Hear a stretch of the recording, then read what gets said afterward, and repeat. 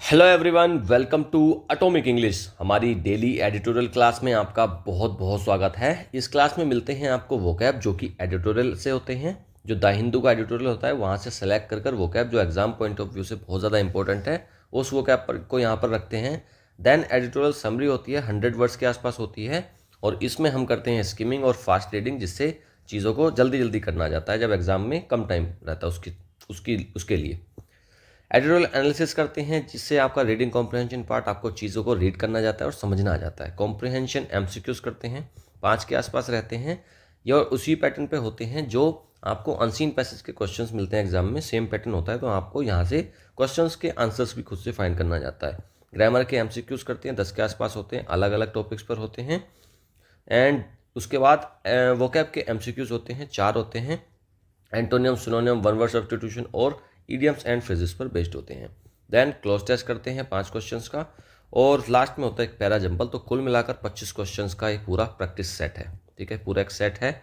और ये देखो, ये अपने आप में क्लास भी है, ये अपने आप में क्लास भी है जिसमें आप वोकैब सीखते हो, रीडिंग सीखते हो, ग्रामर सीखते हो और साथ में आप 25 क्वेश्चंस का एक प्रैक्टिस सेट भी लगा लेते हो, वो भी डेली बेसिस पर। तो ये एक बहुत अच्छी प्रैक्टिस है।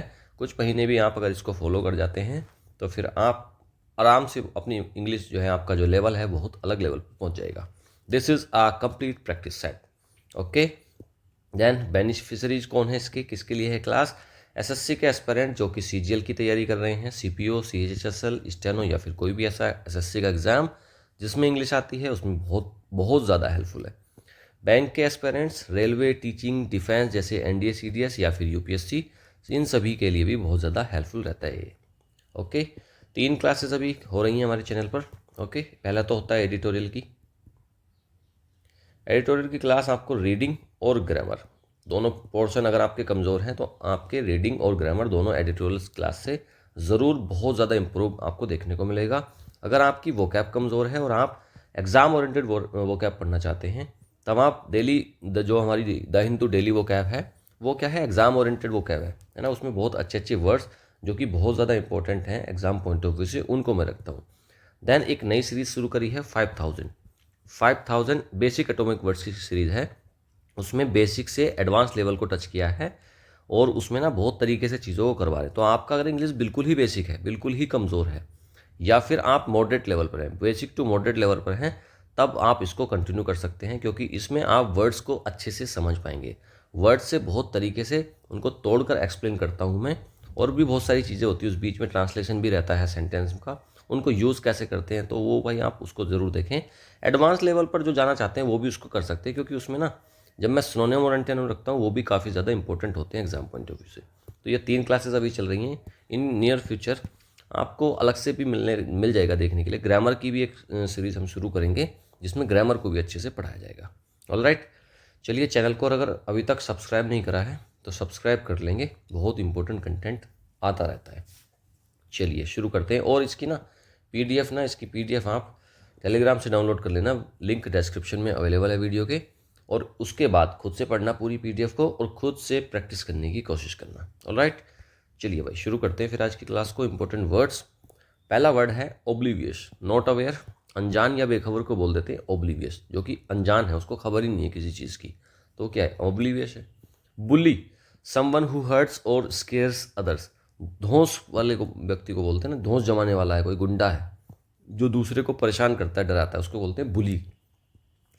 पल्पिट, पल्पिट क्या होता है, ऐसा स्टेज होता है जहाँ से स्पीच दी जाती है। मंच, मंच बोल सकते हो आप, पल्पिट मतलब मंच। देखो यहाँ पर ना जितने भी वर्ड्स हैं इनको मैं बहुत शॉर्ट पढ़ाता हूँ, बस आपको इतना है कि आपको आइडिया लग जाएगा कि इस वर्ड का क्या मीनिंग है। जो द हिंदू डेली वोकैब की क्लास है वहाँ पर इन सबको बहुत डिटेल में मैं इसको एक्सप्लेन करता हूँ।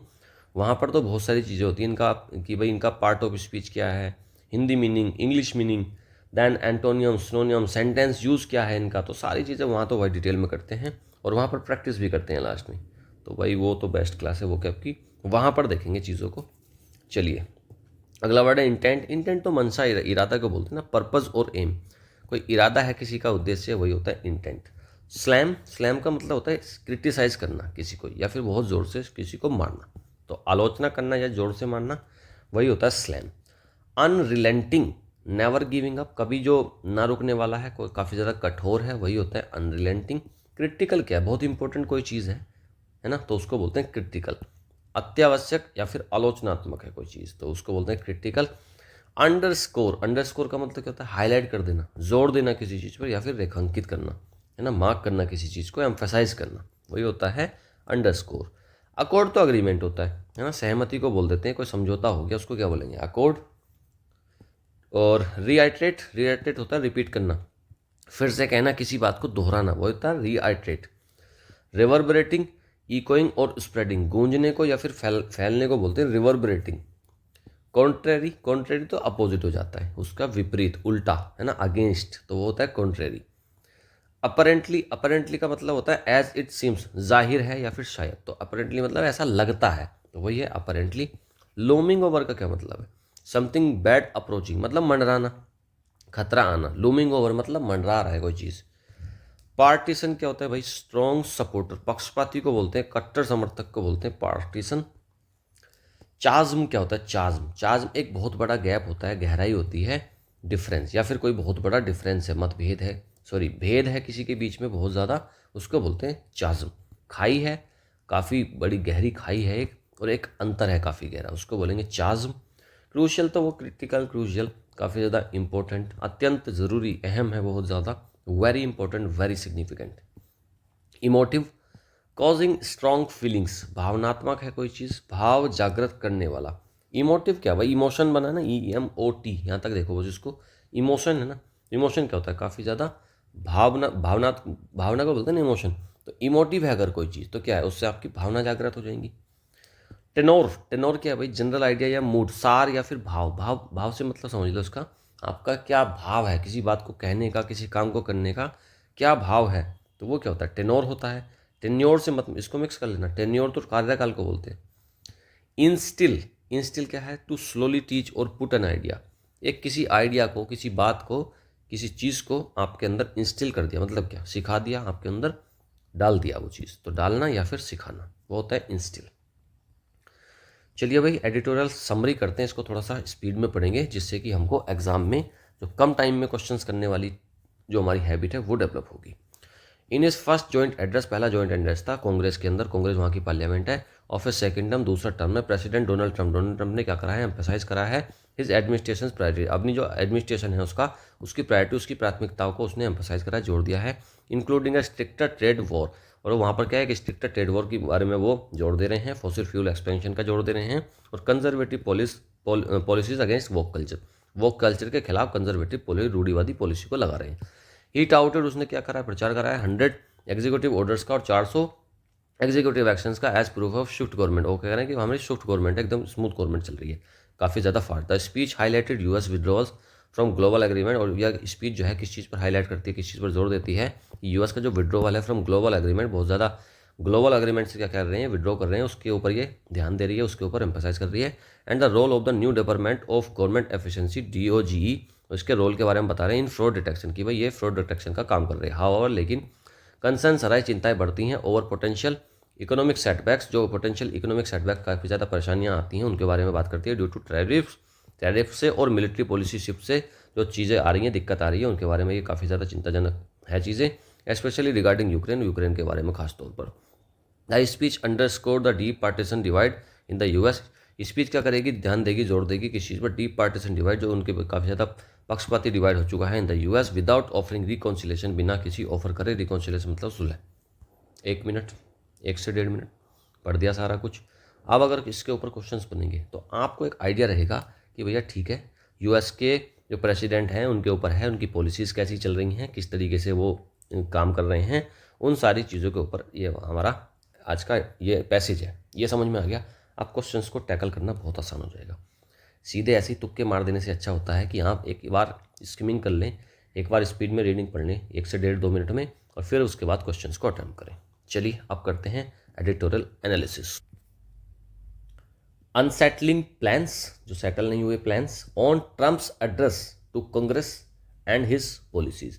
ट्रम्प का जो एड्रेस, एड्रेस मतलब क्या, स्पीच टू कांग्रेस। अब कांग्रेस का मतलब ये नहीं हमारे यहाँ की कांग्रेस पार्टी, नहीं, कांग्रेस क्या है, वहाँ की प्रेसिडेंट, वहाँ की पार्लियामेंट को बोलते हैं। ट्रम्प एड्रेस, जो ट्रम्प ने स्पीच दी है कांग्रेस में, एंड इस पॉलिसीज, और उसकी पॉलिसीज, उसके बारे में आज का एडिटोरियल बेस्ड है। Trump seems oblivious to the long term consequences of his policies. Trump कैसे नजर आते हैं? ओब्लिवियस मतलब वो अवेयर नहीं है अपनी लॉन्ग टर्म कंसिक्वेंसेस के, जो उसकी पॉलिसीज है ना, उसके जो दूरगामी परिणाम होंगे, कॉन्सिक्वेंसेस मतलब परिणाम, तो उसके जो दूरगामी परिणाम होंगे ना, उनके बारे में ये अवेयर नहीं नजर आते हैं। प्रेसिडेंट, अब देखो यहाँ पर सीम्स आया तो ट्रम्प क्या सिंगुलर है, तो सिंगुलर के लिए फिर यहाँ पर सिंगुलर ही आया, सीम्स, एस लगा दिया गया इसमें, सिंपल प्रेजेंट में है सेंट ये टेंस। President Donald Trump use the bully pulpit of his first joint address to Congress to emphasise among other priorities his administration's intent to up the ante on the trade war that began with the US slamming India, China, Canada and Mexico with tariffs of 25% or higher। तो पहले जो president Donald Trump है ना, उन्होंने क्या use करा है? बुल्ली pulpit, जो वहाँ का मंच है उनका, जो एकदम आक्रामक तरीके से वो यूज़ करते हैं, उन्होंने यूज़ करा है उस मंच को। Of his first joint address, पहला जॉइंट एड्रेस था उनका कांग्रेस को, वहाँ की पार्लियामेंट को, टू एम्फसाइज, जोर देने के लिए उन्होंने यूज़ करा है अमंग अदर प्रायोरिटीज़, और जो प्रायोरिटीज़ हैं उनके उनके बीच में इन्होंने उसको काफ़ी ज़्यादा जोर दिया है चीज़ों पर। क्या करा है इन्होंने? अपने एडमिनिस्ट्रेशन का इंटेंट, उनकी जो मंशा है उस किस चीज़ पर? जो ट्रेड वॉर को तेज़ करने पर, जो वहाँ पर ट्रेड वॉर को वो तेज़ करना चाहते हैं, उसके ऊपर जोर दिया है। That began with the US slamming India. और ट्रेड वॉर कहाँ से शुरुआत हुई थी ट्रेड वॉर की? यूएस ने स्लैम करा था। स्लैम मतलब क्या होता है? स्लैम का मतलब होता है जोर से हिट करा था, है ना। किसको? इंडिया को हिट करा, चाइना को, कनाडा को, मैक्सिको। किस चीज़ से? टैरिफ लगाए थे, मतलब टैक्स लगाया था 25% और हायर, 25% और उससे भी ज़्यादा टैरिफ्स लगाए थे। तो उन चीज़ों के ऊपर इन्होंने ज़्यादा जोर दिया है डोनाल्ड ट्रंप ने अपनी इसमें एड्रेस में, अपनी स्पीच में। Amidst walkouts by numerous Democratic lawmakers, he flagged his administration's 100 executive orders and 400 executive actions to date as proof of his swift and unrelenting action, including on issues critical to American voters, such as reducing the cost of energy and working tirelessly to the savage conflict in Ukraine। कह रहे हैं कि भैया ये जो amidst walkout, देखो क्या हुआ ना, बहुत सारे डेमोक्रेटिक लॉ मेकर्स ने वॉकआउट किया वहाँ की कांग्रेस से, लेकिन उसके बावजूद भी he flag his administration 100 executive orders. और उसने क्या करा? फिर भी जो है प्रचार करा अपनी स्पीच में अपने 100 एग्जीक्यूटिव ऑर्डर्स का और 400 एग्जीक्यूटिव एक्शंस का टू डेट, अभी तक जो वो कर रहे हैं, है ना, जो उनके एजेंडा में है, as proof of his swift and unrelenting action. और दिखाया कि भैया हमारे जो एक्शंस है ना, बहुत ज़्यादा एकदम रफ्तार में है एकदम, इंक्लूडिंग ऑन इश्यूज़।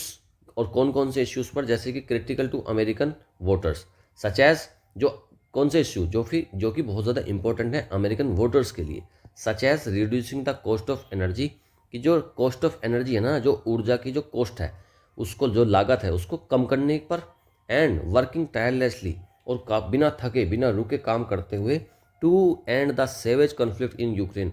यूक्रेन में जो बहुत ज़्यादा ये कॉन्फ्लिक्ट चल रही है ना, भीषण युद्ध चल रहा है, उसको रोकने के लिए कि हम टायरलेसली वर्क कर रहे हैं। तो उन चीज़ों पर इन्होंने क्या करा? जोर दिया। Early on in the speech की शुरुआत में Mister Trump underscored the US withdrawal from the Paris climate accords. और शुरुआत में क्या मिस्टर ट्रंप ने क्या अंडरस्कोर करा, मतलब क्या जोर दिया?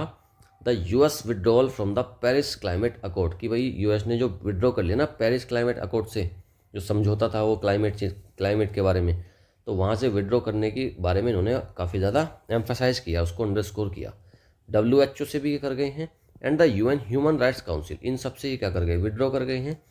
तो उसके बारे में इन्होंने जोर दिया। Even as he reiterated his administration's commitment to the mantra of fossil fuel exploitation, drill baby drill, as the key approach to bringing down energy prices. और इन्होंने क्या इन सब चीज़ों पर जोर दिया कि भाई ये क्लाइमेट चेंज से, जो पेरिस क्लाइमेट अकॉर्ड था वहाँ से हट गए, WHO से एग्जिट कर लिया इन्होंने, UN ह्यूमन राइट काउंसिल से ये बाहर आ गए।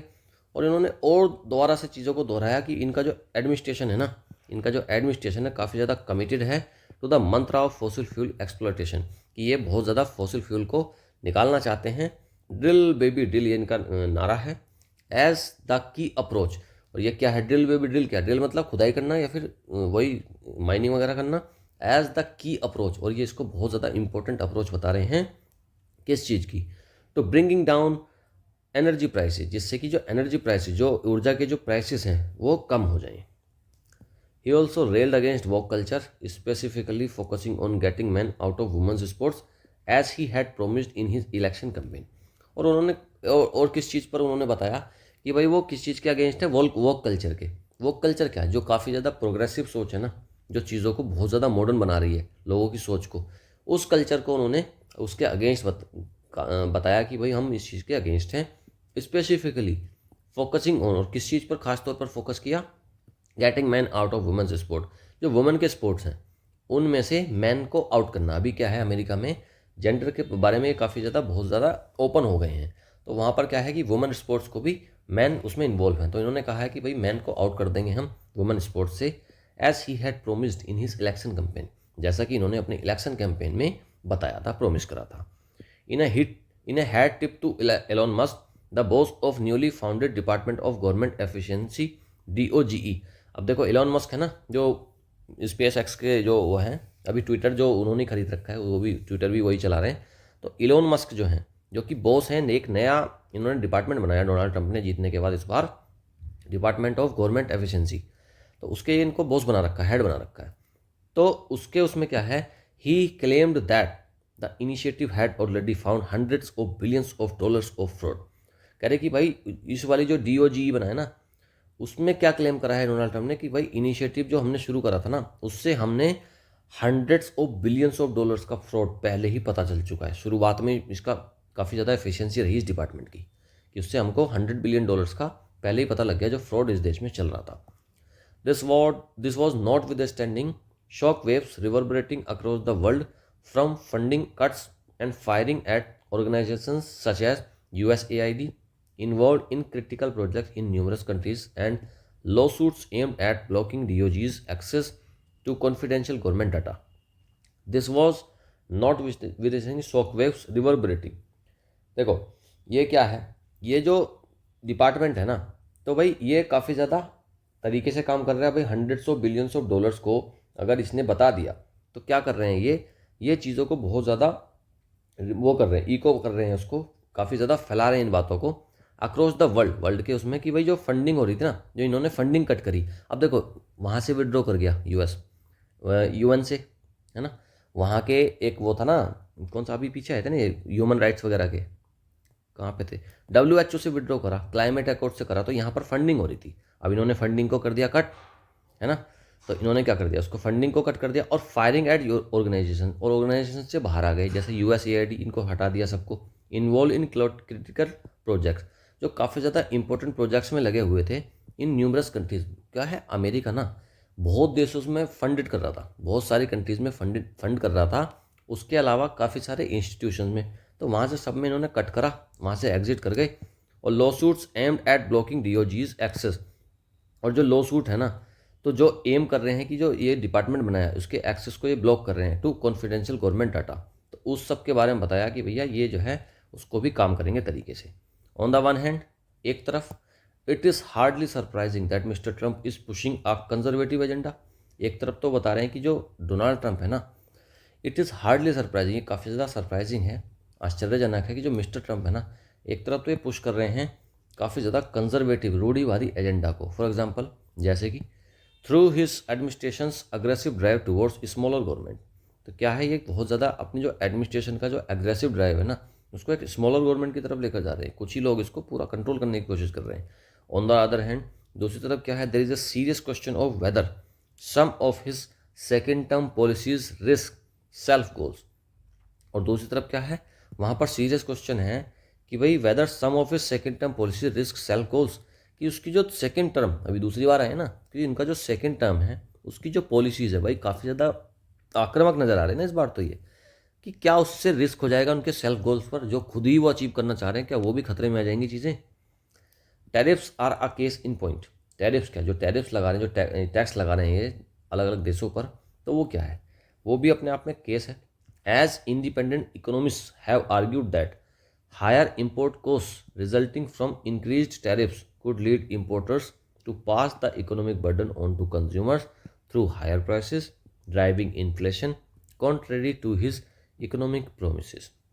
देखो ये जो टैरिफ्स हैं, जो टैक्स लगा रहे हैं, ये इंपोर्ट जो गुड्स आ रहे हैं ना, उन पर लगा रहे हैं टैक्स।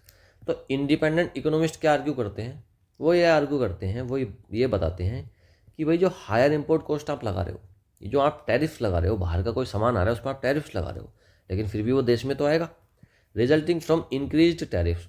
और जो क्या हो जाएगा भाई, उससे जो इम्पोर्टर्स हैं, जो सामान को लेकर आ रहे हैं, to pass the economic burden on to consumers, तो वो क्या काम करेंगे भाई, अपनी जेब से तो देंगे नहीं। तो जब आपने टैरिफ लगाया, सामान महंगा हो गया, तो वो जो बर्डन पड़ेगा वो कंज्यूमर्स पर ही पड़ेगा ना, थ्रू हायर प्राइसेस, क्योंकि रेट बढ़ जाएंगे, प्राइस बढ़ जाएंगे, ड्राइविंग इन्फ्लेशन हो जाएगा। तो इससे क्या हो जाएगा, क्योंकि अब ये बर्डन जब उन पर पड़ेगा तो ये कहीं ना कहीं गड़बड़ तो देश के लिए हो रही है, contrary to his economic promise. अब वो डोनाल्ड ट्रंप ने जो इकोनॉमिक प्रोमिस करे थे कि भाई हम चीज़ों को सुधारेंगे, तो उससे तो कॉन्ट्रेरी हो जाएगा ना ये बात तो। हाउएवर, लेकिन this warning has largely fallen on deaf years among मागा सपोर्टर्स। लेकिन ये जो वार्निंग है कि भाई ये चीज़ें इस तरीके से बिगड़ जाएंगी, बर्डन सारा कंज्यूमर्स पर पड़ेगा, तो ये जो वार्निंग है has fallen on deaf years, इसको क्या हुआ, अनदेखा कर दिया गया। वो लोग वो गलत कानों में पड़ी, बहरे कानों में पड़ी, मतलब क्या, अनदेखा कर दिया गया। किनके बीच में पड़ गई, मागा सपोर्टर्स। ये जो मागा है ना इनका, मेक अमेरिका ग्रेट अगेन, तो उसके सपोर्टर्स जो हैं उनके तो उन पर कोई असर होता ही नहीं है इस बात का। सिमिलरली, इसी तरीके से, there is a distinct possibility of the US saving resources and materials of war if it poses military support to Ukraine.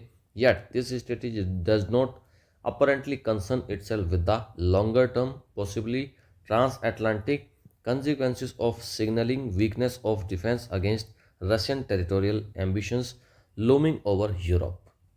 इसी तरीके से एक काफ़ी ज़्यादा अलग पॉसिबिलिटी ये है कि जो यूएस है ना, यूएस की जो सेविंग रिसोर्सेज हैं और मटेरियल्स हैं of war, if it poses, अगर ये रोक देते हैं अपनी मिलिट्री सपोर्ट को यूक्रेन में, तो ये क्या है यार, this strategy does not apparently concern itself. लेकिन ये जो स्ट्रेटजी है, ये ऐसा नहीं नज़र आता है कि भाई साहब ये अपने आप में चिंताजनक है विद द लॉन्गर टर्म। अब लॉन्गर टर्म में देखो चीज़ें बिगड़ेंगी ना, possibly transatlantic consequences of signalling weakness of defence against Russian territorial ambition lobbing over Europe. जो रशिया का जो एम्बिशंस चल रहे हैं, रशिया भी तो कब्जा करना चाह रहा है ना टेरिटरी पर काफ़ी ज़्यादा यूरोप के अंदर, तो उसके क्या ना वीक सिग्नल नज़र आता है कि आप अगर यूक्रेन को भी बंद कर दोगे सपोर्ट देना, तो रशिया तो मजबूत हो गया, फिर यूक्रेन कमज़ोर पड़ जाएगा। तो ये आपकी पॉलिसी किस दिशा में जा रही है समझ में नहीं आ रहा है। While the 2024 election revealed the depth of the partisan chasm between sections of American voters over crucial emotive issues such as immigration, productive rights and the economy, the tone and tenor of the second Trump administration does not instill confidence that this gap might be bridged in 4 years. While the 2024 election revealed, 2024 election क्या reveal करता था, the depth of partisan chasm between sections of American voter, जो American voters का sections है, जो उनकी बीच में लोग बाग हैं, तो उनके अंदर काफ़ी ज़्यादा पार्टीसन चाज्म, काफ़ी ज़्यादा मतभेद नज़र आए 2024 के इलेक्शंस के बाद, over the crucial emotive issues, जो बहुत ज़्यादा इंपॉर्टेंट इमोटिव भावनात्मक इश्यूज़ पर काफ़ी ज़्यादा चीज़ें नजर आई, जैसे कि इमिग्रेशन, भाई इनके अलग से रूल्स आए इमिग्रेशन के, रिप्रोडक्टिव राइट्स में भी ये सोच रहे हैं कि चीज़ों को फेरबदल करें, और इकोनॉमी में। तो द टोन एंड टेनर, जो टोन है और जो भाव है, टेनर मतलब भाव, of the second Trump administration, जो दूसरा बार जो उनका कार्यकाल आया है, उसका जो टोन और भाव है ना, डज नॉट इंस्टिल कॉन्फिडेंस, उससे ना कॉन्फिडेंस नहीं बढ़ता वो लोगों के अंदर, that this gap might be bridged in 4 years, और ये गैप जो आ रहा है ना लोगों के बीच में, और ये जो चीज़ें इस तरीके से हो रही, तो इसको 4 साल में भरा नहीं जा सकता। तो ये 4 साल बड़े इंपॉर्टेंट है भैया। ये डोनाल्ड ट्रंप पता नहीं कैसे कैसे चीज़ों को करेंगे, बहुत ज़्यादा अनप्रेडिक्टेबल रहते हैं ये, चीज़ों को बहुत तरीके से। अब देखो इंडिया के साथ एक तरफ इनके बहुत अच्छे रिश्ते हैं, दोस्त हैं, नरेंद्र मोदी से भी दोस्ती है, सारी कुछ बताते हैं ये, ठीक है। अगले ही दिन हमारे जो इलीगल, चलो इमिग्रेंट्स हैं, है ना, क्रिमिनल्स थोड़ी ना है वो, भाई इलीगली वो वहाँ पर रह रहे हैं, तो उनको डिपोर्ट भी आप कर दो, उनको हथकड़ियाँ लगाकर इनको अगले दिन भेज दिया। तो ट्रंप का भाई समझ में नहीं आता, बहुत अजीब तरह के नेता हैं ये। प्रैक्टिस सेट करते हैं, चलो कॉम्प्रिहेंशन एमसीक्यूज, और पहला देखते हैं, what was one of the key economic policies emphasised by President Trump in his speech. क्या इकोनॉमिक पॉलिसी को इन्होंने एम्फसाइज करा, expansion of free trade agreements, कोई जिक्र नहीं है। Higher tariffs on countries like India and China, हाँ ये तो जिक्र आया था। Reduction of corporate tax to zero, कोई जिक्र नहीं आया। Increase government subsidies for green energy, नहीं आया जिक्र। एक ही बात की समझ में आया था कि क्या की इकोनॉमिक पॉलिसी थी इनकी, किस चीज़ पर जोर दे रहे थे कि भैया टैरिफ लगाए गए हैं इंडिया और China, B option correct. Next, what reason did Trump give for withdrawing from organization like WHO and UN human right council. यहाँ से जो इन्होंने विड्रॉ करा, यहाँ से जो ये बाहर आए, उसके बाद क्या रीज़न दिया ट्रंप ने, उसके बारे में पूछ रहा है। To align with NATO policies, नहीं कोई जिक्र नहीं है। To prioritize fossil fuel investment, इसका जिक्र तो था लेकिन ये WHO और UN के बारे में नहीं था। To cut down unnecessary international commitment, हाँ अननेसेसरी जो इंटरनेशनल कमिटमेंट कर रखे हैं, जो ये फंडिंग कर रहे थे उसको कट डाउन करने, उसको कम करने के बारे में तो इन्होंने जिक्र करा था, सी ऑप्शन करेक्ट हो जाएगा। रीडायरेक्ट फंड टुवर्ड्स यूक्रेन, नहीं यूक्रेन से तो एड को ये कम कर रहे हैं, रीडायरेक्ट उधर नहीं कर रहे हैं, इसको कम कर रहे हैं, खत्म ही कर रहे हैं लगभग। What did Trump claim as evidence of his swift and unrelenting action, उसके जो एकदम जोरदार एक्शन चल रहे हैं उसके बारे में क्या क्लेम करा इन्होंने, किस चीज़ से बताया। Signalling of a new climate agreement, नहीं कोई जिक्र नहीं है। रिडक्शन इन इन्फ्लेशन रेट, नहीं ये भी नहीं है। पासिंग 100 एग्जीक्यूटिव ऑर्डर्स और 400 एग्जीक्यूटिव एक्शन, हाँ इसी चीज़ को तो बता रहे थे कि हमारे एक्शन बहुत खतरनाक, बहुत स्पीड में चल रहे हैं, C option correct. What is the what is the possible negative consequence of Trump's tariff policy as per economist, जो एक पॉसिबल नेगेटिव कंसिक्वेंस हो सकता है ट्रम्प की टैरिफ पॉलिसी का एज पर द इकोनॉमिस्ट, वो पूछ रहा है कि भाई क्या है वो। Reduced imports leading to economic stagnation, नहीं। इंक्रीज कंज्यूमर प्राइसेस एंड, हाँ ये तो था यार, ये तो हो सकता है आंसर, क्योंकि प्रोडक्ट जब ये टैरिफ लगाएंगे तो रेट्स बढ़ेंगे, प्राइस बढ़ेंगे, और वो उसको कौन बियर करेगा, कंज्यूमर। तो increase consumer prices and inflation. Strengthen international relation, tariff लगाओगे तो इंटरनेशनल रिलेशन कैसे सुधरेंगे, तो स्ट्रेंथन तो नहीं होंगे। Greater dependency on China for trade, China नहीं, चाइना के तो खिलाफ है बहुत ज़्यादा, तो इसका कौन सा हो जाएगा, ये बी ऑप्शन करेक्ट हो जाएगा। जब टैरिफ लगेंगे तो फिर क्या होगा, इंक्रीज होगा प्राइस और कंज्यूमर के ऊपर बर्डन पड़ेगा, B option correct. What aspect of social policy did Trump criticize in his speech, अपनी स्पीच में सोशल कौन से एस्पेक्ट को ये क्रिटिसाइज करते हैं। Stricter abortion laws, the inclusion of transgender athletes in women's, हाँ ये हो सकता है। The legalization of recreational drugs, increase diversity hiring quotas, नहीं ये भी नहीं है। जो ट्रांसजेंडर एथलीट्स हैं है ना, या फिर मैन भी आ रहे हैं जो वुमेन के स्पोर्ट्स में, उनको हटाना है ना, तो उसके ऊपर ये काफ़ी ज़्यादा क्या कर रहे हैं, ध्यान दे रहे हैं। बोलते हैं ना वॉक कल्चर को कम करेंगे, वॉक कल्चर के खिलाफ है, तो सबसे शुरुआत कहाँ से करी है, जो वुमेन स्पोर्ट्स थे वहाँ से मैन को हटाकर या फिर ट्रांसजेंडर्स को हटाकर, बी ऑप्शन करेक्ट है। चलिए अब करते हैं ग्रामर के questions. There dash numerous democratic lawmakers who walked out during Trump's speech, देखो देयर से शुरुआत हो रही है तो यहाँ से तो पता नहीं लगेगा कि हम यहाँ पर क्या वर्ब भरें।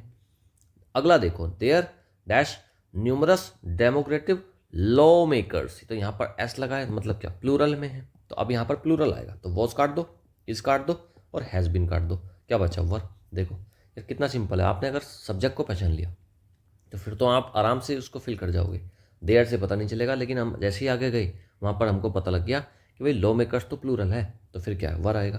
तो there were numerous democratic law makers who walked out during Trump's speech. Incorrect usage of part of speech बताना है। Trump swiftly and relentlessly pursued his conservative agenda, swiftly जो है वो एडवर्ब है, हाँ स्विफ्टली तो एडवर्ब है। रिलेंटलेसली भी एडवर्ब, हाँ ठीक है, एल वाई जब लास्ट में आता है वो ज़्यादातर एडवर्ब होता है। कंजर्वेटिव एडजेक्टिव है, कंजर्वेटिव एजेंडा, एजेंडा एक नाउन है और कंजर्वेटिव उसका एडजेक्टिव है, ये भी ठीक है, 3 तक तो ठीक हो गया। अब उसने इनकरेक्ट पूछा है, अब वो कह रहा है एजेंडा क्या है, एडवर्ब है, नहीं एजेंडा तो नाउन है, एजेंडा तो नाउन है, एडवर्ब नहीं है, तो यही ऑप्शन हमारा करेक्ट हो जाएगा, यही ऑप्शन हमारा करेक्ट हो जाएगा, एजेंडा होता है noun. A identify the incorrect word in this sentence, इसमें इनकरेक्ट वर्ड यूज करा है हमने, वो बताना है हमको कौन सा है। The government is committed to implementing stricter trade policies and ensuring economic stability simultaneously, implementing गलत है, implementing तो ठीक लगा है। ensuring economic, implementing stricter policies and ensuring this, ये भी ठीक है। simultaneously सिमल्टेनियसली कुछ भी नहीं है इसमें, नो एरर है, डी ऑप्शन करेक्ट है। चलिए आगे चलिए। Fill in the blank with correct preposition. Preposition का क्वेश्चन है। ट्रम्प्स पॉलिसीज, ट्रम्प की जो पॉलिसीज हैं could lead dash higher inflation rate. Lead के बाद तो टू आता है यार, सी ऑप्शन करेक्ट करो। ट्रम्प की जो पॉलिसीज हैं could lead to higher inflation rates, C option correct. Choose the correct conjunction, correct conjunction को चूज करना है। Trump's administration withdrew from WHO dash it increased fossil fuel exploitation. तो एक तरफ तो बात कह दी कि भाई ये क्या कर रहे हैं, ट्रम्प का जो एडमिनिस्ट्रेशन है उसने विड्रॉ करा है कहाँ से, WHO से, लेकिन दूसरी तरफ कह रहे it increase fossil fuel exploitation, तो बट से करो इसको, but it increase fossil fuel exploitation, A option correct है। नेक्स्ट आर्टिकल का क्वेश्चन है। He reiterated his commitment to dash aggressive fossil fuel policy, to dash aggressive fossil fuel policy, an आ जाएगा ना, यहाँ पर वेबल साउंड आ रहा है, एन आ जाएगा, बी ऑप्शन करेक्ट। और वैसे भी कोई पर्टिकुलर पॉलिसी तो है नहीं, बस ये एक फॉसिल फ्यूल की एक पॉलिसी की बात कर रहे हैं, एक जनरल पॉलिसी की बात कर रहे हैं फॉसिल फ्यूल के लिए, तो एन आ जाएगा। हाँ अगर कोई नाम आ जाता कि भाई इस पॉलिसी, जैसे मेक मागा है जैसे, तो उसके पहले तो हम दा लगा सकते थे। पैसिव में चेंज करना है। Trump's administration imposed tariffs on China and India. देखो इम्पोज्ड है तो देखो टैरिफ्स सब इसका वो क्या बना दोगे, टैरिफ्स को बता दो। टैरिफ्स, अब देखो इम्पोज्ड क्या है, सिंपल पास्ट है, सिंपल पास्ट है। सिंपल पास्ट को कैसे बनाते हैं, वॉज या वर और प्लस वर्ब की थर्ड फॉर्म, इस तरीके से बना देना। तो सिंपल पास्ट को बना दिया वॉज वर प्लस वर्ब की थर्ड फॉर्म। आ जाओ, वो जहाँ पर भी मिल जाएगा वॉज वर उसको देख लेंगे। यहाँ तो है, ठीक है, इसको रख लेते हैं। यहाँ पर सीधा इम्पोज्ड आया, काट दो। यहाँ पर वॉज है, इसको रख लेते हैं। टैरिफ्स इम्पोज्ड, इसको काट दो। तो डी और बी तो गए कट, पहले ही कट गए। तो अब बचते हैं दो, एक में वर है एक में वॉज है।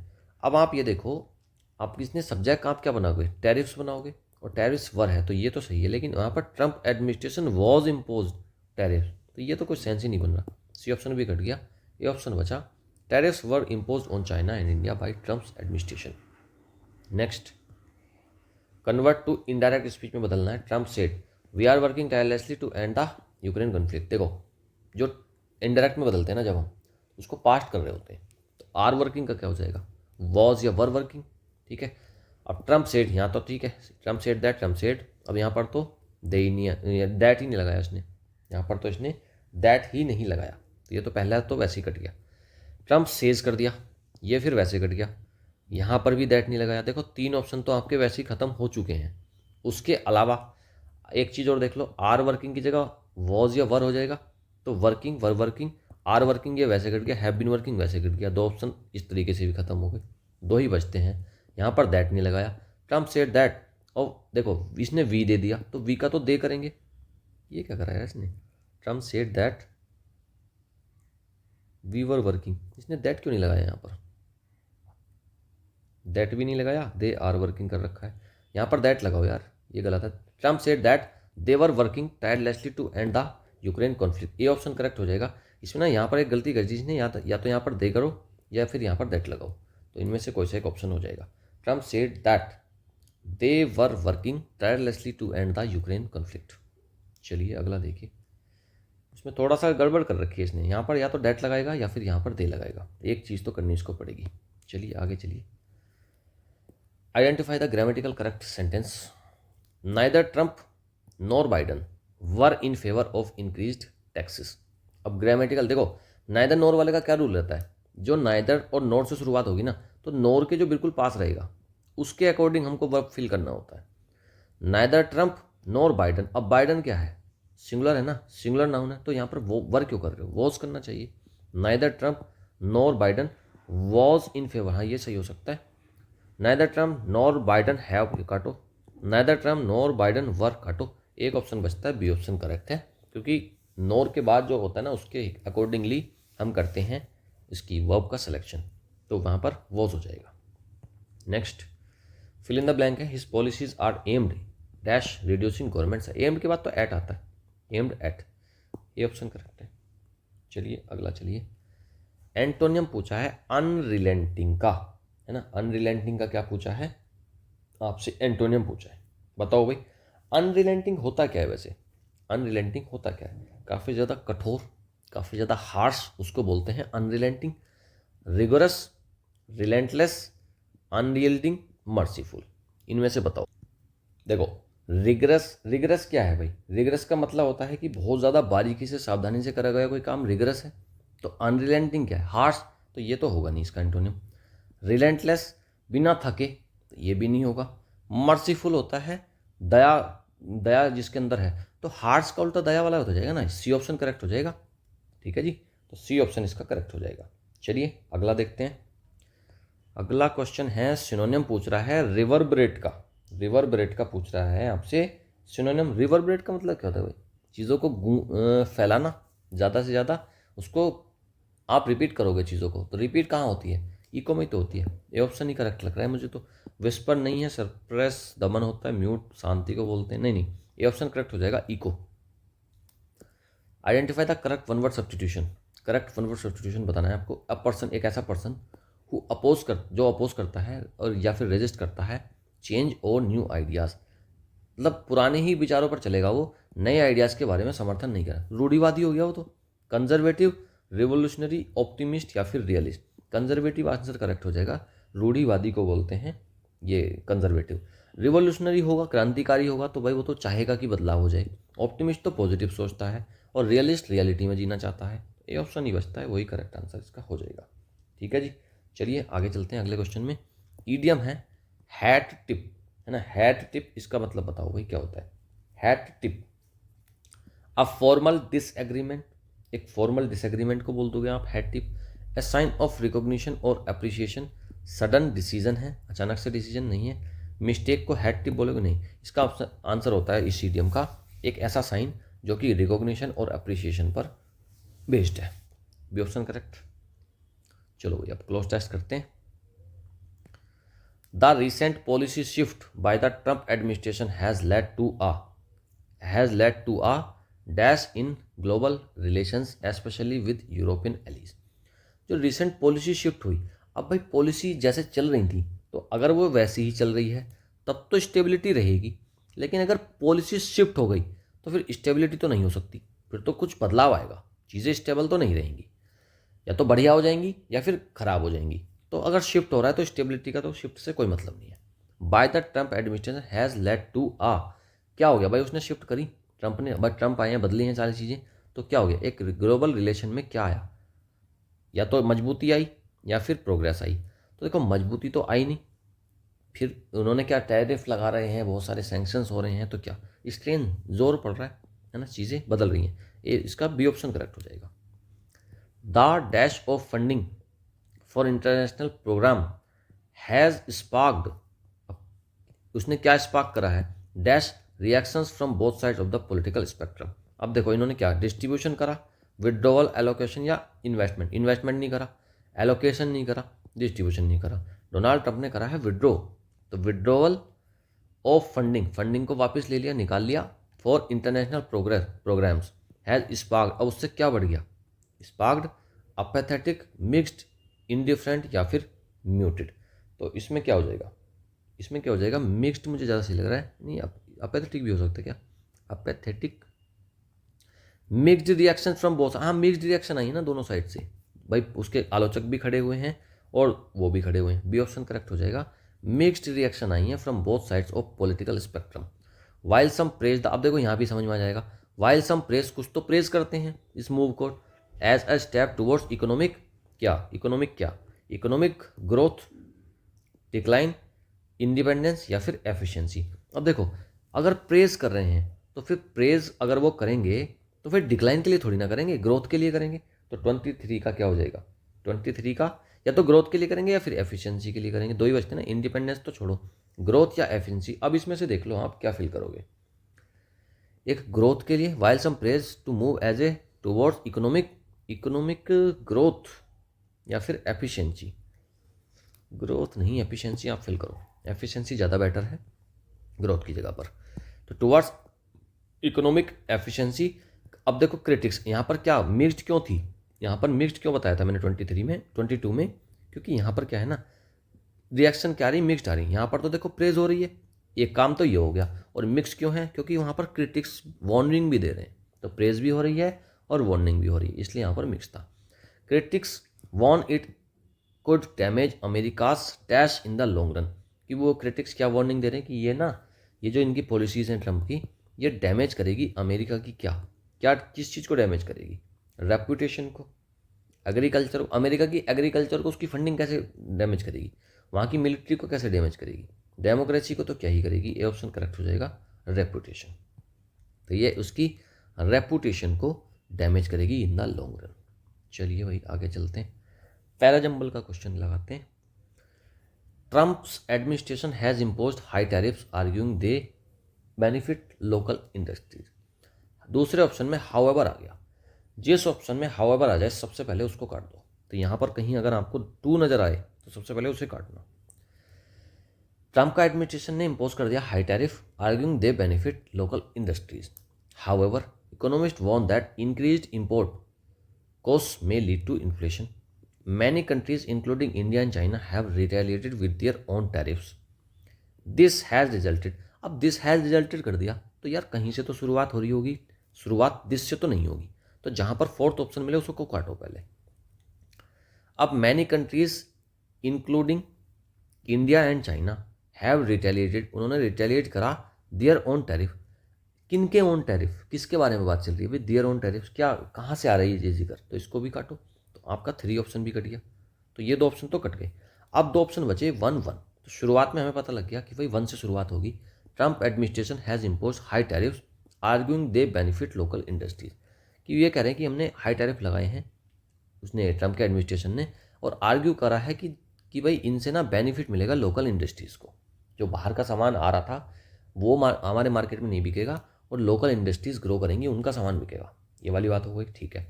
अब आपको ये चेक करना है, आपको 2 लगाना है या 3। अब देखो इन्होंने टैरिफ्स की बात करी, तो फिर टैरिफ्स के ही बारे में जिक्र करना ज़्यादा बेटर रहेगा। हाउएवर मत लगाओ यहाँ पर, हाउएवर लगाओगे फिर ये लगाओगे, देखो ध्यान से देखो। However economist want that increase import cost में, हाँ ठीक है, देखो ये जो इम्पोज कर रहे हैं ना टैरिफ को, और ये तो कह रहे हैं कि लोकल इंडस्ट्रीज़ को क्या हो जाएगा, बेनिफिट हो जाएगा। लेकिन दूसरी तरफ इकोनॉमिस्ट क्या वार्न कर रहे हैं कि इंक्रीज इंपोर्ट से क्या हो जाएगा, कॉस्ट बढ़ेगी और इन्फ्लेशन आ जाएगा। तो 1 और 2 ठीक है। Many countries including India and China have retaliated with their own tariffs, हाँ आप ठीक है, ये ठीक है ना, ये सीक्वेंस ठीक हो गया 1 2 3। और this has resulted in strain trade relation globally, हाँ तो ये अब ठीक हो गया भाई, इन्होंने क्या करा, रिटेलिएट करा, और इससे क्या रिजल्ट हुआ कि उनका जो स्ट्रेन हो गया, मतलब चीज़ें खराब हो गई। तो ये सही ना, 1 2 3 4 यही ऑप्शन करेक्ट हो जाएगा। अगर हम इसको 3 को पहले रख दें तो एक बात तो हो गई इसकी कि भाई टैरिफ बढ़ गया, फिर करेंगे कि बहुत सारी कंट्रीज ने रिटेलिएट कर दिया, दूसरी बात हो गई। तीसरी बात फिर से वहीं से शुरू कर दिया कि इकोनॉमिस्ट वार्निंग दे रहे हैं कि इंक्रीज करेंगे इंपोर्ट, अगर इंपोर्ट कॉस्ट तो उससे इन्फ्लेशन आ जाएगा। तो 1 2 3 4 ज़्यादा सही है। नीचे आंसर की दी हुई है, PDF डाउनलोड करना और वहाँ से फिर आप क्वेश्चंस को खुद से पहले एक बार सारा कुछ पढ़ना, वोकैब पढ़ना, फिर एडिटोरियल का एनालिसिस पढ़ लेना, और उसके बाद आप क्वेश्चंस लगाना और चेक करना आप कितना स्कोर कर पा रहे हो। डेली प्रैक्टिस करो, बहुत बढ़िया प्रैक्टिस चल रही है, ये पूरा एग्जाम का क्वेश्चन पेपर ही आप सोल्व कर रहे हो डेली बेसिस पर। ऑलराइट, चलिए अब आपसे मिलते हैं 10 बजे the Hindu daily vocab class में, ओके, और वहाँ पर वोकैब को पढ़ेंगे डिटेल में। चलिए, thank you, have nice day, good bye.